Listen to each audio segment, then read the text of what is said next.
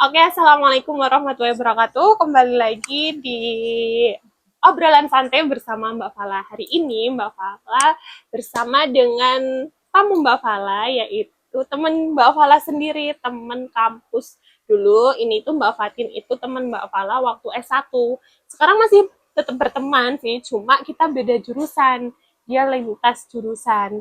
Halo Mbak Fatin, apa kabar? Halo Mbak Fala, sudah Gimana? lama tidak bertemu. Iya, alhamdulillah kita dipertemukan lagi baru pulang kuliah ya. Iya betul sekali. Gimana sehat? Alhamdulillah sehat, cuma rada serak sedikit.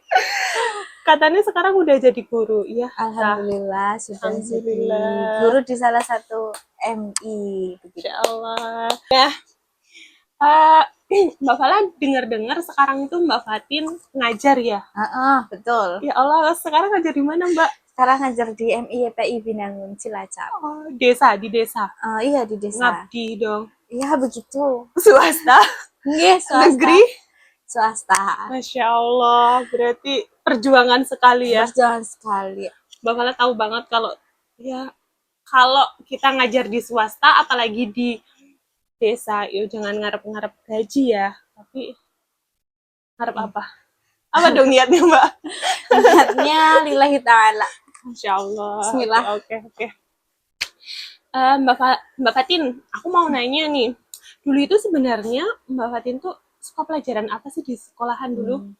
Kalau dulu saya itu lebih dominan ke matematika loh. Oh, ke matematika. Iya betul. Berarti kuliahnya jurusan matematika ya? Tidak, kuliahnya jurusan ilmu Al-Quran dan tafsir. Masya Allah, ilmu Al-Quran dan tafsir. Loh, Berat sekali. gimana dong ceritanya kok masuk sukanya matematika, Gimana ya? masuk tafsir. Sebenarnya waktu SD, waktu MI ya.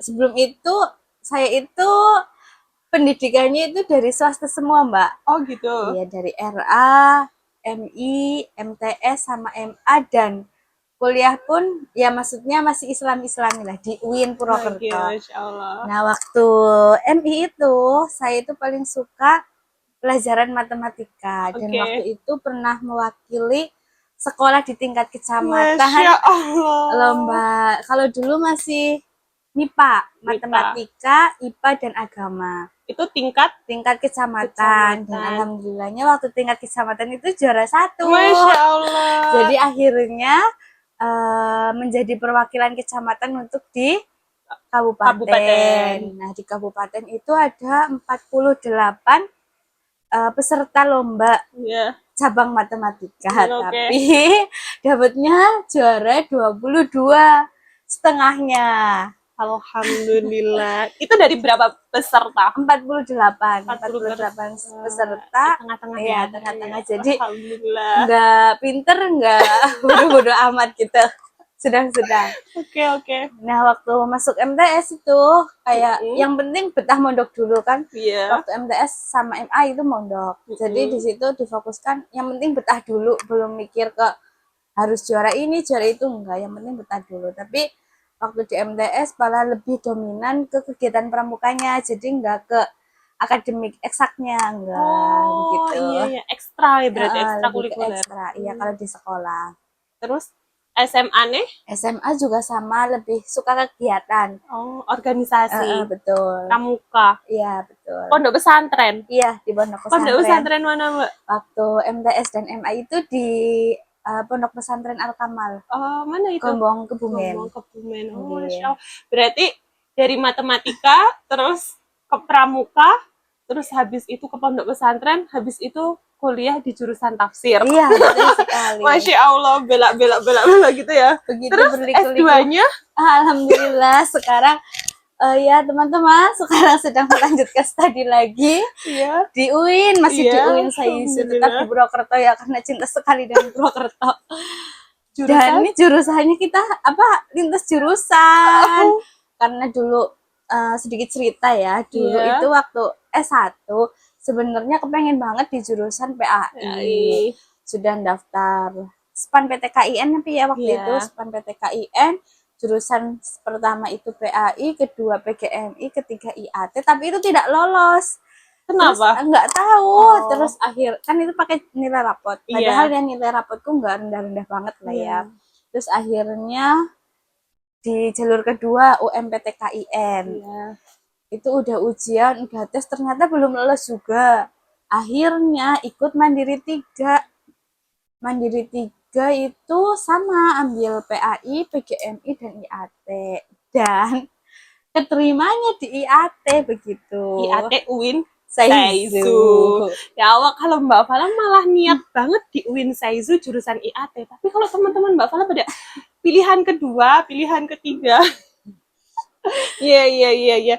Terus katanya Mbak Fatin dulu ngafalin Al-Quran ya? Tidak, Mbak. Oh tidak, Tidak. tidak tahu ya. Tidak menghafalkan Al-Quran. Oke. Tapi Mbak Fatin di pondok pesantren. Itu pondok pesantren salaf mungkin ya? Lebih ke modern. Oh, karena modern. apa? Kayak itunya ke Gontor dan Wali Songo. Berarti bahasanya oke. Ya sedikit-sedikit Masya lah. Allah. Bahasa Arab, tapi Ahlan kalau wasahlan. kalau bahasa Inggris masih rodo susah ngomongnya. Susah, oke. Nah, Mbak Fala tuh tahu Mbak Fatin, background Mbak Fatin itu punya riwayat dai. Masya Allah, udah sampai melalang buana, Masya Allah. kemana-mana lomba dai ya. Sebenarnya bukan melalang buana sih, Mbak, cuma kayak iseng aja Iya. ikut lomba-lomba. Sebenarnya suka ngomong itu dari kelas 6 SD, bukan 6 SD ya, 6 MI dulu di MI, kelas 6 MI. Waktu itu ujian praktek bahasa Indonesia suruh pidato. Nah, itu mulai dari situ senang, terus di situ suka ngomong di depan kaca loh. Jadi latihannya saya itu pasti ngomong di depan kaca, kayak mencerminkan diri sendiri.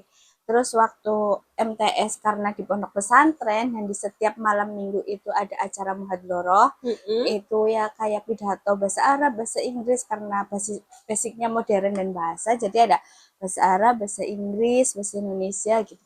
Terus di situ mulai mencoba, suka senang gitu ya, senang sampai ke MA lah, tapi di situ belum berani ikut lomba. Cuma pas waktu kuliah di Purwokerto itu kan banyak event-event lomba. Iya. Dan itu semuanya diikuti. Nggak semuanya sih, ada beberapa diikuti. Tapi ya itu belum juara ya. Tapi saya juga heran waktu itu ada dosen namanya Ibu Farihah. Dosen IAT. Iya, dosen IAT nawarin untuk ikut lomba dai karena belum ada perwakilan. Akhirnya ikut lomba dai. Dan sebenarnya itu persiapan dadakan sekali karena itu kayak kompetisi pertama kali yang diadain oleh Fakultas Usuluddin di 7 universitas. Dan 7 univ? Iya, 7 universitas. Ada UIN Padang, terus UIN Makassar, terus mana lagi lah, intinya ada 7. Lupa lah, udah 2 tahun yang lalu. Terus? Ada 7 univ dan ada 7 peserta kan. Jadi nggak banyak. Oh, berarti satu univ cuma mengirimkan 1 putra dan 1 putri gitu. Sebenarnya bukan wow ya, cuma mungkin lagi beruntung saja.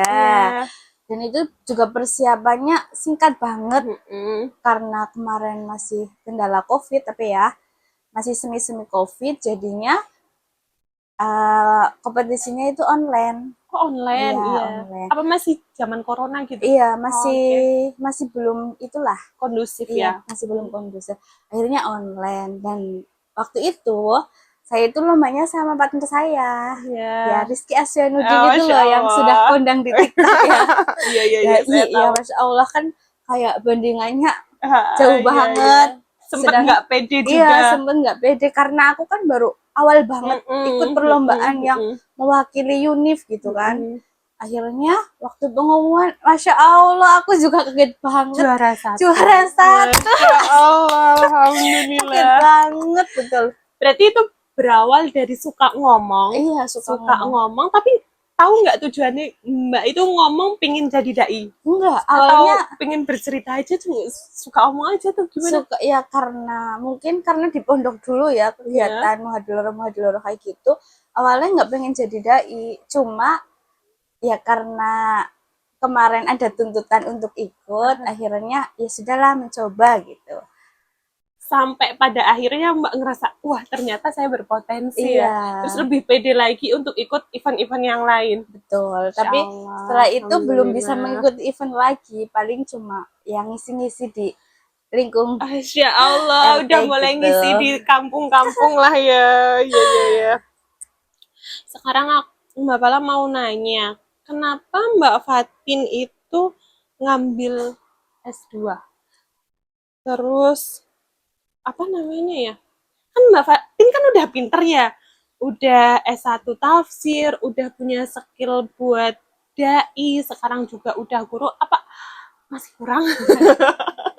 Sebenarnya kalau lihat ilmu kan itu ilmu tidak ada Oh batasnya iya, ya iya, Mbak. iya, Insya Allah, iya Ilmu betul. itu tidak ada batasnya. Terus sebenarnya waktu lulus S1 itu udah pengen udahlah Mm-mm. karena takutnya menjadi beban orang tua. Tapi Iya, karena semangat orang tua yang tinggi sekali Insya pengen Allah. anaknya berpendidikan, akhirnya sama orang tua disuruh untuk S2 Alhamdulillah. gitu. Jadi support Iya, dari support. orang tua sangat mendukung ya. Betul. Oh, terus juga karena sekarang Mbak Fatin itu profesinya jadi guru, akhirnya memutuskan untuk Di ambil rumah jurusan PAI. PAI yang sejalur sama apa Iya, namanya betul. pekerjaan. Sebenarnya IAT juga itu sejalur, Mbak. Nanti masuknya ke guru Quran hadis Mm-mm. gitu. Tapi itu guru mapel ya, bukan Iya, guru itu. bukan guru kelas tapi guru mapel. Oke. Walaupun PAI pun guru mapel. Oh gitu. Iya. Oh iya, iya, iya, iya. Sekarang aku mau lanjut ke jodoh aja ya, Mbak. Duh, ya Allah, ini kan udah rawan-rawan masalah jodoh kalau seumuran kita kan ya, Mbak. Kita. Aku sama Mbak kan jauh, ya Allah. Mbak ini, aku mau nanya, kalau menurut Mbak Fatin nih, posisi Mbak Fatin ini kan tinggi ya dibandingkan, mohon maaf, mungkin wanita-wanita yang lain di sana. Mbak Fatin itu kan sekolah S2, jadi guru, juga organisasinya jalan, dai, terus ngajar TPQ juga. Pokoknya, walah ya Masya Allah, udah Allah. kayak kalau nyong, Insya Allah nggak berani nih mundur-mundur. Nah, umumnya kan pandangan orang-orang kan kalau nyari cewek tuh yang di bawahnya cowoknya kan. Nah ini ekspektasinya Mbak Fatin ke masa Jodoh. depan, ke jodohnya Mbak Fatin tuh gimana? Apa harus melampaui Mbak Fatin semua atau gimana? Sebenarnya jodoh itu dinamis ya, Mbak. Iya. Karena kalau misalkan seseorang itu melihat kita dari latar pendidikannya, terus latar keluarga, latar agama gitu ya. Kalau kita mencari pasti pengennya yang pengen lebih baik. Di Tapi kalau misalkan apa namanya ya? Apa ya? Bingung ya. awal. Kalau misalkan orang-orang takut deketin kita karena kita sedang S2 atau kita udah punya bakat ini, kita punya kegiatan ini, itu menurut aku itu enggak lah. Jadi dilihat dari situ karena sejatinya al-ummu madrasatul ulali aula al-ummu madrasatul Ula. ulali aula biha. Karena ibu adalah madrasah pertama kan. Jadi Iya. ya karena besoknya kita jadi seorang ibu ya pengennya memberikan yang terbaik lah untuk Iya. anak-anak kita. Kalau ibunya belum berpendidikan bagaimana dengan anaknya Iya, iya. gitu kan. Kita jadi contoh ya. Kalau Contoh misalkan pertama. suami kita di bawah kita pasti punya kekurangan dan kelebihan masing-masing ya Iya. bisalah saling melengkapi gitu. Masya Allah. Berarti nggak harus nek Mbak S2 berarti jodohnya S3 gitu, enggak ya? Kalau Enggak. Mbak dai ya minimal Gus kayak gitu. Masya Tapi Allah. ngomong-ngomong Mbak Fatin udah punya belum nih? Sedang ada yang mengusahakan. Masya Allah, semoga Amin. diberikan jalan yang terbaik. Terus kalau Amin. semisal itu jodohnya Mbak Fatin ya dipertemukan dengan baik, dimudahkan dan disegerakan. Terakhir, Mbak Fala tuh yakin ya, dari pencapaian-pencapaian kita itu pasti ada sosok di belakang kita. Betul. Orang tua kita, kakak kita, saudara kita, siapapun itu. Nah, kalau dari Mbak Fatin itu sendiri, siapa sih penguat Mbak Fatin di belakangnya Mbak Fatin itu, sehingga Mbak Fatin bisa berdiri tegap sampai di titik yang luar biasa ini, Mbak Fala tahulah prosesnya Mbak Fatin itu seperti apa. Kalau sosok yang paling menguatkan tentu orang tua ya Mbak ya. Iya. Karena dari apapun tuh orang tua selalu mensupport. Karena apa namanya, orang tua itu kan, orang tuanya Mbak Fatin kan hanya buruh tani. Iya. Ya setiap harinya hanya ke sawah lah, nanam padi, itu tandur itu namanya. Iya. Terus kalau panen ya ikut bawon, kalau ibu ngasek gitu. Kalau di desa namanya ngasek. Ngasak itu apa? Ngasek itu kayak Panen. ya? Enggak panen. Ada orang panen tapi nanti ngikut kayak Ikut kerja. bukan ngeraupin kayak yang padi yang kabur-kabur apa itu. Iya, Lah ya iya. intinya seperti Oh itu ya. iya. Ya gitulah, pokoknya sehari-hari hanya di sawah. Masya Tapi Allah. kedua orang tuanya Mbak Fatin itu pengen banget anaknya itu berpendidikan. Masya Allah. Walaupun nggak punya uang ya, dari memondokkan ya sebenarnya. Dari lulus MI itu kan mondok. Sekolah dan mondok itu kan biayanya nggak sedikit lah ya. Iya, betul. Harus ya 2 kali lipat lah biayanya karena sekolah sendiri, mondok sendiri. Dan itu sampai 6 tahun di pondok loh Mbak. Mbak Fatin di pondok 6 tahun. Iya, MTS, SMA. MA nggih. Nah, kan kata orang-orang itu sudah kayak menghina dulu loh. Apa mampu nyekolah beke apa namanya? Mondokna. Beke nang pucuk bawis mondok-mondokna gitu kan, karena 2 kali pembiayaan.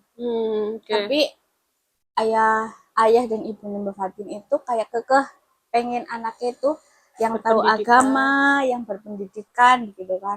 Akhirnya kekeh mondok ya, walaupun gali lubang tutup lubang, tapi kan kata ngendikone abah itu, orang yang memondokkan anak itu pasti ada rezekinya. Betul. Akhirnya tuntaslah sampai 6 tahun ya Mbak. Masya Allah. Iya sampai 6 nangis. tahun. Iya. Sampai 6 tahun tuntas itu kan ya mondok.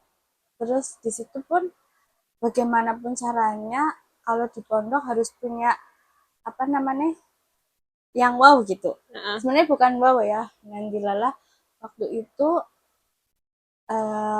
pernah jadi bagian bahasa, terus pernah juga jadi bagian keamanan, dan yang terakhir sendiri itu waktu MA pernah diamanati jadi ketua OPPK. Ketua OPPK itu ya kayak lurah pondok lah bahasa ininya. Nah kan di situ pengen banget membuktikan walaupun aku di pondok tapi aku punya segudang bakat dan segudang kemampuan. Insya Allah. Aku pengen membuktikan itu sama orang tua, walaupun ibarat nilaiku kecil di sekolah, tapi bismillah punya bekal untuk besok dibawa ke masyarakat lagi. Nah setelah itu kan lanjut lagi nih Mbak, disuruh kuliah S1 kan 4 tahun. Nah, waktu itu UKT-nya karena di UIN masih sedikit UKT-nya ya, 1.750.000 waktu itu. Tapi itu menurut keluarganya saat ini tuh udah besar, karena gimana ya, hanya penghasilan seberapa tapi UKT-nya segini, belum mondoknya. Nah waktu itu sudah nyoba ikut beasiswa yang KIP itu, terus ikut nyoba beasiswa BNI, terus beasiswa apalagi lah, pokoknya semua beasiswa diikutin, tapi karena belum rezeki jadi belum dapat beasiswa. Tapi Allah ganti dengan Mbak Fatin itu ngeles, terus ikut TPQ, Allah ganti rezeki dari beasiswa itu lewat situ. Jadi waktu kuliah itu ya nyantri, ya part time ya, iya, kalau part time, terus ya belajar lah, pokoknya harus memaksimalkan waktu yang ada. Gitu. Kalau emang berbicara soal orang tua itu kayak pengorbanan sekali ya. Tapi ya, di sini aku nggak mau nangis ya Mbak, nggak mau nangis. Nggak usah. Karena hebat banget lah orang tua aku, hebat banget. Walaupun nggak punya uang tapi tetap diusahain ada. Dan alhamdulillahnya ya Mbak, bagaimanapun kan namanya anak juga berpikir bagaimana biar tidak merepotkan. Pas di pondok waktu kuliah, karena kuliah juga mondok lagi, pas akhir-akhir mau lulus di semester 6 apa ya? 7. 6 ke 7. 6 ke 7 itu dapat amanah lagi jadi lurah pondok. Masya Dan Allah. yang jadi lurah pondok itu dibebaskan biaya, dan jadi di situ Alhamdulillah. alhamdulillah tidak bayar pondok, Oh, ya. akhirnya bisa meringankan beban. Iya, iya, Dan iya. alhamdulillahnya lagi Mbak, Iya. bisa menyelesaikan studi itu 3,5 tahun, Masya Masya Allah. Allah. Jadi 7 semester iya berarti. betul, di semester, jadi tidak bayar UKT di semester 8. Dan itu kayak aku harus bisa menyelesaikan di waktu itu, karena Iya. waktu itu kan mepet. ACC skripsi itu November, Iya. ACC skripsi itu November, sedangkan semester 7 itu masih ada mata kuliah, 2 mata kuliah waktu Iya, itu ya Mbak ya. Ada 2 mata kuliah yang belum keluar nilainya. Sedangkan kalau mau daftar munakosa harus kompre dulu, dan kompre itu syaratnya nilai harus keluar keluar. semua. Waktu itu ya Mbak, kita berdua ya. Kita berdua itu bantuin Pak Mun kan ya, Iya, iya, ngoreksi biar ya Allah. biar Ingat banget. nilainya keluar. Alhamdulillahnya nilainya keluar, akhirnya langsung daftar kompre. Insya Allah. Walaupun waktu itu nilainya pas-pasan komprenya, tapi alhamdulillah bisa ikut munakosa sebelum tanggal 15 Januari. 15 apa 27 Januari ya? Intinya itulah. Pokoknya bulan Intinya Januari itu lah ya. terus akhirnya bisa daftar wisuda dan ikut wisuda bulan Februari tanggal 27. Masya Allah. Masya Allah. Dan oh ya, adik-adik ini tuh Mbak Fatin itu kenapa tak jadiin narasumber pertama, karena dia itu memang berjasa banget buat kelulusan Mbak Fala. Di semester 7, Mbak Fala sama Mbak Fatin itu sama-sama berjuang untuk menyelesaikan studi 3,5 tahun, 7 semester. Nah, di situ Mbak Fala itu yang masih jauh persiapannya, Mbak Fatin itu nemenin Mbak Fala bener-bener ya perjuangan banget, betul. Perjuangan banget sampai pada akhirnya kita di ACC sama Allah bisa ikut ujian di bulan Januari. Meskipun Mbak Fala itu masih berproses banyak, Mbak Fatin udah bisa ACC di bulan Februari wisuda, Mbak Fala masih ngoreksi, masih ada revisian karena memang mepet banget.